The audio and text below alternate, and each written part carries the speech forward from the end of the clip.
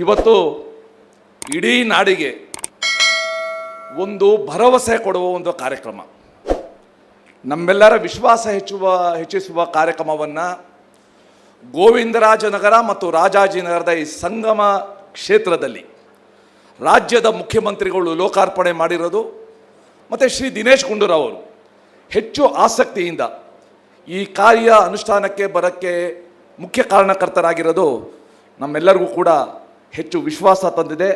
ರಾಜ್ಯದ ಮುಖ್ಯಮಂತ್ರಿಗಳಿಗೆ, ರಾಜ್ಯದ ಆರೋಗ್ಯ ಸಚಿವರಿಗೆ ನಾನು ಹೃತ್ಪೂರ್ವಕ ಧನ್ಯವಾದಗಳನ್ನ ಸಲ್ಲಿಸ್ತೇನೆ. ಈ ಸಮಯದಲ್ಲಿ ನನಗೆ ಆ ಹರೀಶ್ ಜ್ಞಾಪಕಕ್ಕೆ ಬರ್ತಾ ಇದ್ದಾರೆ. ಹರೀಶ್ ನಮಗೆಲ್ಲ ಗೊತ್ತಿದೆ, ನೆಲಮಂಗಲ ಹೈವೇನಲ್ಲಿ ಅವ್ರ ಮೇಲೆ ವೆಹಿಕಲ್ ಹರಿದು ಹೋಗಿ ಅವ್ರ ದೇಹ ಅರ್ಧ ತುಂಡಾದಾಗ, ನೀರಿಗೋಸ್ಕರ ಅವರು ಪರದಾಡ್ತಾ ಇದ್ದಾಗ ಸಹಾಯ ಬರ್ದೇನೆ ಎಲ್ಲ ವಿಡಿಯೋ ತಗೊಳ್ತಾ ಇದ್ರು. ಆ ಹರೀಶ್ ಸ್ಥಿತಿ ಯಾರಿಗೂ ಕೂಡ ಬರಬಾರ್ದು. ಈ ಹಿನ್ನೆಲೆಯಲ್ಲಿ 2008ನೇ ಇಸ್ವಿ ಆಗಸ್ಟಲ್ಲಿ ಏನು 1108 ಯೋಜನೆ ಪ್ರಾರಂಭ ಆಯಿತು.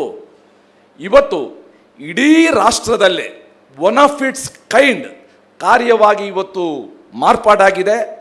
ಸಂಪೂರ್ಣ ರಾಜ್ಯ ಸರ್ಕಾರ ಈ ಕಮಾಂಡ್ ಮತ್ತು ಕಂಟ್ರೋಲ್ ಸೆಂಟರ್ನ ಇವತ್ತು ಪ್ರಾರಂಭ ಮಾಡಿ ಎಲ್ಲ ಆಂಬ್ಯುಲೆನ್ಸ್ ನಡುವೆ ಸಮನ್ವಯ ತಂದು ನಮ್ಮ ರಾಜ್ಯದ ನಾಗರಿಕರಿಗೆ ಅತ್ಯುತ್ತಮ ಸೇವೆ ಕೊಡುವ ಒಂದು ದೊಡ್ಡ ಕಾರ್ಯಕ್ರಮ ಇವತ್ತು ಆಗಿದೆ.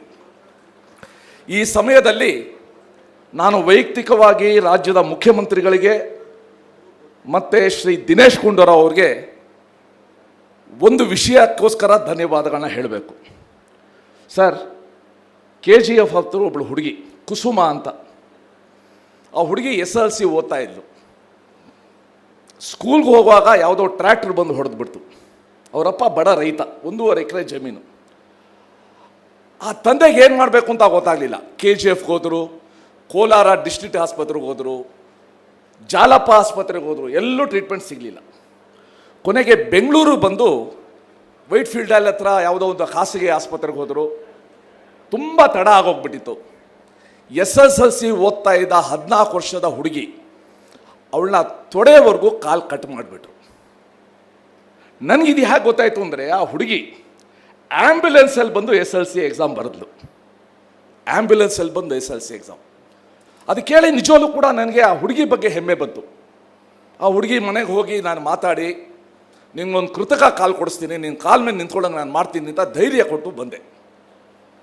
ಇತ್ತೀಚೆಗೆ ಒಂದು 20 ದಿವಸದ ಹಿಂದೆ ಆ ಹುಡುಗಿಗೆ ಮತ್ತೆ ಇನ್ಫೆಕ್ಷನ್ ಆಗಿ ಮತ್ತೆ ಅದೇ ಆಸ್ಪತ್ರೆಗೆ ಸೇರಿಸಿದ್ರು ಮುಖ್ಯಮಂತ್ರಿಗಳೇ.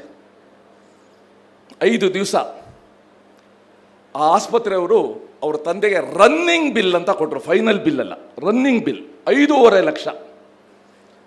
ಆ ತಂದೆ ಹತಾಶನಾಗಿ, ಸರ್ ದಯವಿಟ್ಟು ನನ್ನ ಕಿಡ್ನಿ ತೊಗೊಂಬಿಡಿ, ನನ್ನ ಹತ್ರ ದುಡ್ಡಿಲ್ಲ ಅಂತಂದ. ಅದು ನನಗೆ ಗೊತ್ತಾಯಿತು. ನಾನು ಆಸ್ಪತ್ರೆ ಹೋಗಿ ಮ್ಯಾನೇಜ್ಮೆಂಟ್ ಜೊತೆ ಎಲ್ಲ ಮಾತಾಡಿದೆ. ಕೊನೆಗೆ ದಿನೇಶ್ ಗುಂಡೂರಾವ್ ಅವ್ರಿಗೆ ಫೋನ್ ಮಾಡಿದೆ ನಾನು. ಸರ್, ಈ ಹುಡುಗಿಗೆ ಏನಾದ್ರು ಮಾಡಬೇಕು, ನಾವು ಇಂಥ ಫ್ಯಾಮಿಲಿಗೆ ನಾವೇನಾರು ಮಾಡಬೇಕು ಅಂತ. ಖಂಡಿತ ನಾವು ಮಾಡೋಣ ಅಂತಂದರು. At the same time Prabhakar ಇಲ್ಲಿ ಕೂತಿದ್ದಾರೆ, ಮುಖ್ಯಮಂತ್ರಿಗಳ ಮಾಧ್ಯಮ ಸಲಹೆಗಾರರು, ನನಗೆ ಹಳೆಯ ಸ್ನೇಹಿತರು. ಅವ್ರಿಗೆ ಫೋನ್ ಮಾಡಿದೆ. ಫೋನ್ ಮಾಡಿ ಅವರು ಇದ್ರ ಬಗ್ಗೆ ಇವರಿಬ್ಬರು ಇನಿಷಿಯೇಟಿವ್ ತಗೊಂಡು ರಾಜ್ಯದ ಮುಖ್ಯಮಂತ್ರಿಗಳ ಕಚೇರಿಯಿಂದ ಆ ಆಸ್ಪತ್ರೆಗೆ ಗ್ಯಾರಂಟಿ ಕೊಟ್ಟು ಆ ಹುಡುಗಿಯ 5.5 ಲಕ್ಷ ರೂಪಾಯಿ ಬಿಲ್ಲನ್ನು ಮುಫ್ತಿ ಮಾಡಿದ್ದು ರಾಜ್ಯ ಸರ್ಕಾರದ ಸಿದ್ದರಾಮಯ್ಯನವರ, ದಿನೇಶ್ ಗುಂಡೂರಾವ್ ಅವರ, ಪ್ರಭಾಕರ್ ಅವರ ಒಂದು ದೊಡ್ಡ ಕೊಡುಗೆ. ಆ ಹುಡುಗಿ ಇವತ್ತು SSLCಯಲ್ಲಿ ಫಸ್ಟ್ ಕ್ಲಾಸಲ್ಲಿ ಪಾಸ್ ಆಗಿದ್ದಾಳೆ. ಇಷ್ಟೆಲ್ಲ ಕಷ್ಟ ಅನುಭವಿಸ್ತೋಳು. ಇವತ್ತು ಆರೋಗ್ಯದ ಬಗ್ಗೆ ನಾವು ಎಷ್ಟು ಗಮನ ಕೊಟ್ಟರೂ ಕೂಡ ಸಾಲದು. ಆ ಹತಾಶ ಸ್ಥಿತಿಲಿದ್ದಾರೆ. ಈ ಒಂದು ಸಮಯದಲ್ಲಿ ಈ ಕಮಾಂಡ್ ಮತ್ತು ಕಂಟ್ರೋಲ್ ಸೆಂಟರ್ ಮಾಡಿ ರಾಜ್ಯ ಸರ್ಕಾರ ಬೇರೆ ಎಲ್ಲ ರಾಜ್ಯಗಳಿಗೆ ಮಾದರಿ ಕೆಲಸ ಮಾಡಿದೆ.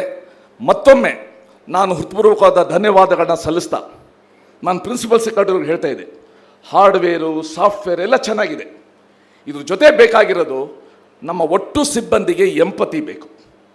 ಆ ಆ ವ್ಯಕ್ತಿಗಳ ಬಗ್ಗೆ ಕಾಳಜಿ ಬೇಕು. ಆ ಕಾಳಜಿ ಯಾವತ್ತೂ ಮಾಸದೇ ಇರಂಗೆ ನಮ್ಮ 108 ಈ ಕಂಟ್ರೋಲ್ ರೂಮ್ ನೋಡ್ಕೊಳ್ಬೇಕು ಅಂತ ಹೇಳಿ ನನ್ನ 2 ಮಾತುಗಳನ್ನು ಮುಗಿಸಿ ನಮಸ್ಕಾರ.